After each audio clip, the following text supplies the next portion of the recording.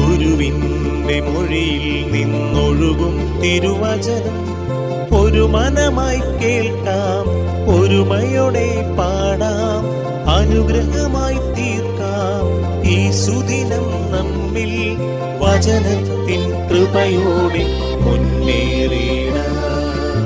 വിശുദ്ധ മത്തായി അറിയിച്ച സുവിശേഷം 24-ാം അധ്യായം 36-ാം തിരുവാക്യം. ഈശോ അരുളി ചെയ്തു, ആ ദിവസത്തെക്കുറിച്ചോ മണിക്കൂറിനെക്കുറിച്ചോ പിതാവിനല്ലാതെ മറ്റാർക്കും സ്വർഗത്തിലെ ദൂതന്മാർക്കോ പുത്രന് പോലുമോ അറിഞ്ഞുകൂടാ. കാരുണ്യവാനും സ്നേഹനിധിയുമായി ഞങ്ങളുടെ നല്ല ദൈവമേ, ദൈവപിതാവിന് മാത്രം അറിയുന്നൊരു വലിയ സ്വർഗീയ രഹസ്യത്തെ പറ്റി ഇന്ന് അങ്ങ് എന്നോട് വെളിപ്പെടുത്തുന്നുവല്ലോ.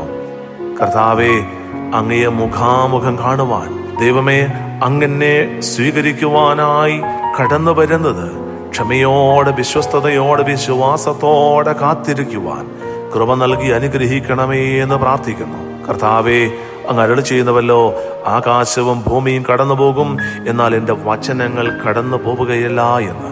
മാറ്റമില്ലാത്ത അങ്ങയുടെ തിരുവചനത്തെ മുറുകെ പിടിച്ച് ആ തിരുവചനം എൻ്റെ ജീവിതത്തിലൂടെ മാംസം ധരിച്ച് കർത്താവേ, അങ്ങയുടെ വരവിന് വേണ്ടി വിശ്വസ്തയോടെ കാത്തിരിക്കുവാൻ എന്നെ അനുഗ്രഹിക്കണമേ എന്ന് പ്രാർത്ഥിച്ചുകൊണ്ട് സ്വർഗത്തെ പറ്റിയുള്ള ചിന്തയാൽ നിറയപ്പെട്ട് ജീവിക്കുവാൻ ഈ ദിവസം, ഇനിയുള്ള നാളുകൾ ദൈവം ചേർത്ത് പിടിച്ച് കരം പിടിച്ച് വഴി നടത്തട്ടെ എന്ന് പ്രാർത്ഥിച്ചുകൊണ്ട് നമ്മുടെ കർത്താവ് ഈശോ മിശിഹായുടെ കൃപയും പിതാവായ ദൈവത്തിന്റെ സ്നേഹവും പരിശുദ്ധാത്മാവായ ദൈവത്തിന്റെ സഹവാസവും പരിശുദ്ധ അമ്മയുടെയും നീതിമാനായ മാർ യൗസേപ്പിന്റെയും മധ്യസ്ഥവും സകല മാലാഖമാരുടെയും വിശുദ്ധരുടെയും സംരക്ഷണവും നൽകി സർവശക്തനായ ദൈവം നിങ്ങളെ ആശീർവദിച്ചനുഗ്രഹിക്കട്ടെ, ഇപ്പോഴും എപ്പോഴും എന്നേക്കും. ആമേൻ. വചനത്തിൻ കൃപയോടെ മുന്നേറി